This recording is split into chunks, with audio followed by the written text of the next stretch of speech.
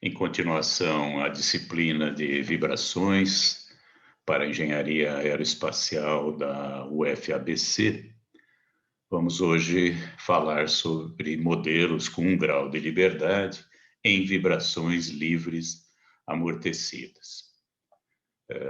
Mais uma vez, fazendo questão de colocar que nós estamos falando sobre vibrações mecânicas. Não vamos falar sobre vibrações elétricas, magnéticas, nada disso. Meu nome é Reiolando Brasil e aqui está o meu e-mail para aqueles que precisarem tirar dúvidas sobre os temas aqui abordados.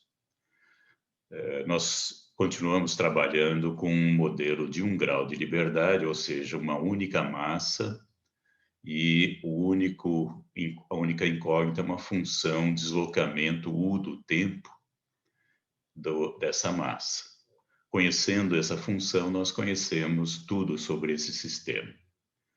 Essa massa está presa com uma mola K, representando a rigidez da estrutura, e acrescentamos aqui agora um amortecedor, né, com um coeficiente C, que estamos acrescentando ao modelo de 1 grau de liberdade.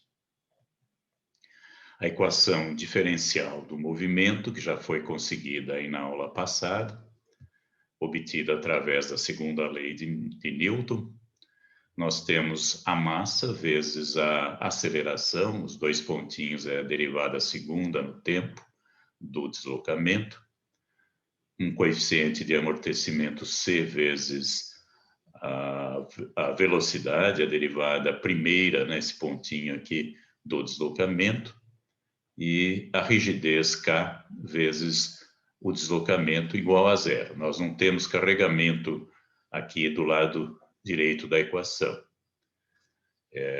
Então, é vibrações livres, né? E as vibrações livres acontecem por mudança nas condições iniciais, né? Vocês pegam, por exemplo, uma asa de avião, puxam a ponta e soltam, ela fica em vibrações, né? Que são movimentos de pequena amplitude, flutuando em torno de uma posição de equilíbrio estável da nossa estrutura. Se a gente dividir essa equação diferencial por m, caímos nessa equação simplificada, né? U dois pontos mais 2 vezes xi, ômega U ponto mais ômega quadrado U igual a zero. Aqui nós temos algumas coisas que a gente já conhece, outras não, né? O ômega é a frequência de vibração da estrutura em radianos por segundo, né? Vocês devem estar lembrados que é a raiz quadrada da rigidez dividido pela massa. Aqui nós temos uma nova quantia, que é a taxa de amortecimento xi. A taxa de amortecimento é o amortecimento que nós temos, C, dividido por 2m ômega. Ela é um número puro, né? Não tem unidades. O que nós estamos dizendo é que nós temos uma certa porcentagem do amortecimento crítico. O amortecimento crítico é aquele em que a estrutura não vibra devido ao amortecimento. Vocês tiram da posição de equilíbrio, soltam, ela volta devagarzinho e para na posição de equilíbrio sem vibrar. E o xi, então, seria uma porcentagem desse amortecimento crítico. De um modo geral, nós teríamos 3 possibilidades, né? O que mais comum, aquele que acontece nas estruturas em geral, é um amortecimento subcrítico, onde nós temos um amortecimento menor do que o crítico, e, portanto, nós temos vibrações. O crítico, o xi igual a 1, é aquele em que não há amortecimento, né? Estamos no limite aí entre o subcrítico e o supercrítico, e no supercrítico, então, realmente não há vibrações, né? Nenhuma. A estrutura volta vagarosamente para sua posição de equilíbrio, sem vibrar em torno dessa posição.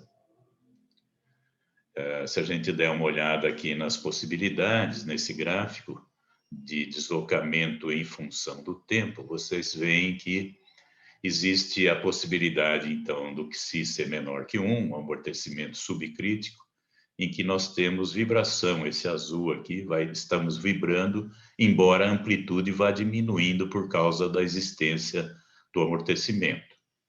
Quando o amortecimento é crítico ou supercrítico, o deslocamento vai diminuindo até zero sem vibrar, né?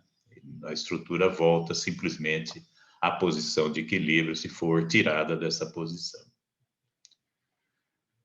Retomando, então, a nossa equação diferencial ordinária, né? Ela é uma equação diferencial porque envolve derivadas, né? E é ordinária porque só depende de uma função, que é a função u do tempo.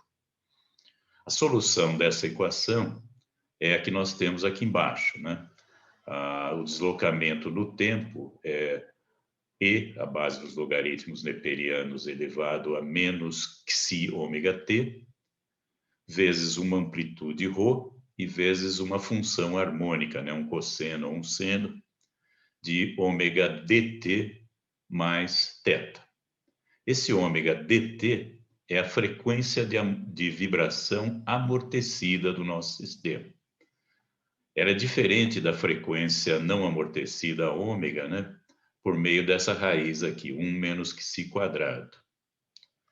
O que estamos querendo dizer aqui é que a frequência de vibração, se a estrutura não tivesse amortecimento, é uma.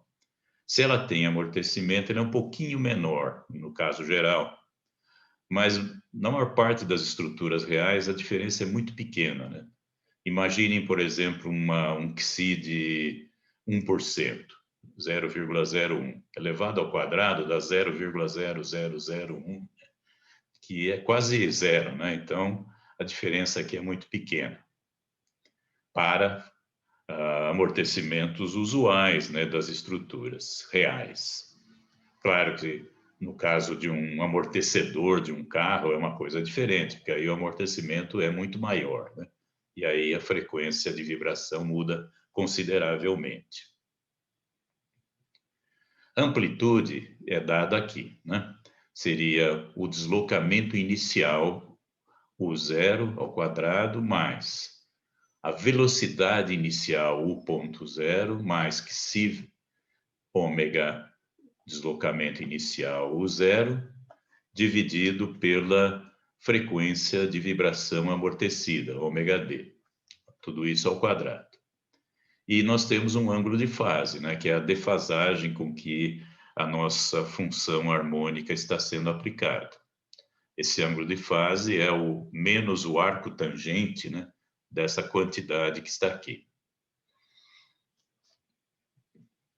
Olhando, então, num gráfico, nós teríamos a seguinte situação.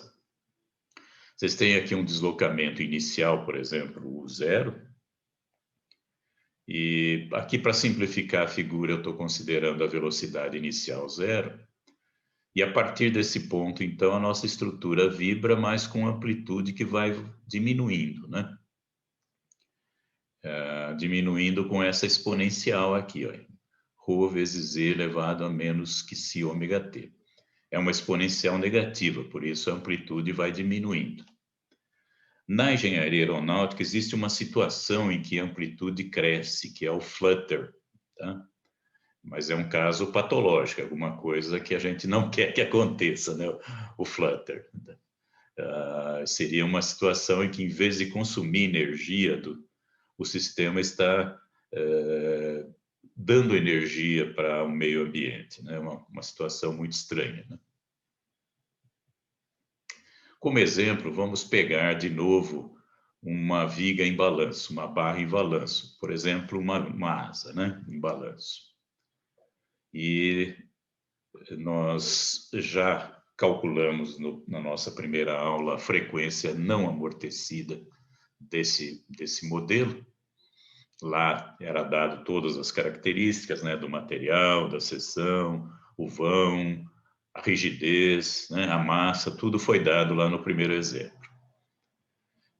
Inclusive o deslocamento inicial e a velocidade inicial. Só que agora, então, nós vamos ter amortecimento. Nós estamos supondo uma taxa de amortecimento de 5%. Ou seja, 5% do amortecimento crítico, né? O crítico, repito, é aquele em que o amortecimento faz com que a vibração não aconteça. Aqui nós temos apenas 5% do crítico, então a vibração vai acontecer, né?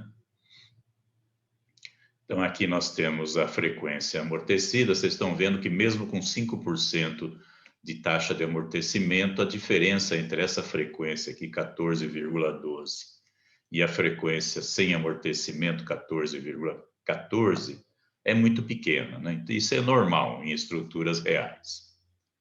Aqui nós temos a amplitude inicial, né? Que é 0,0018 metros, ou seja, da ordem de 0,2 milímetros, né? E é realmente pequeno, geralmente, em estruturas reais. E aqui está o ângulo de fase. Né? Cuidado, né, que essa tangente aqui a -1, né, o arco tangente disso aqui, é calculado em radianos, tá? Não é em graus, não é nada disso, tá? Então, está aqui a equação, né, do movimento, colocando os valores numéricos, nós geramos, então, um gráfico do movimento. E é aquilo que a gente estava esperando, né? Nós temos aqui uma vibração com uma certa frequência, mas que vai diminuindo de amplitude com o tempo. Percebam que ela inicia-se no zero, né, no deslocamento inicial, e como tem uma velocidade inicial, ela ainda cresce um pouquinho antes de diminuir, né?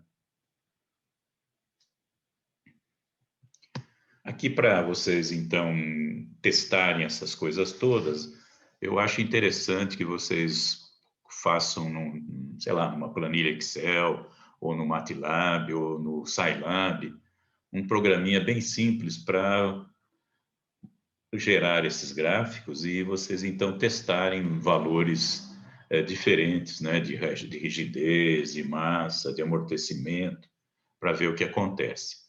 Inclusive aquele caso esquisito, né, que eu falei aí, que pode acontecer na engenharia aeronáutica, que é o flutter, né, quando o amortecimento, em vez de tirar energia, ele coloca energia no nosso sistema, né? E aí, então, em vez de diminuir a amplitude, irá aumentando a amplitude até o avião cair, né? Até quebrar a asa.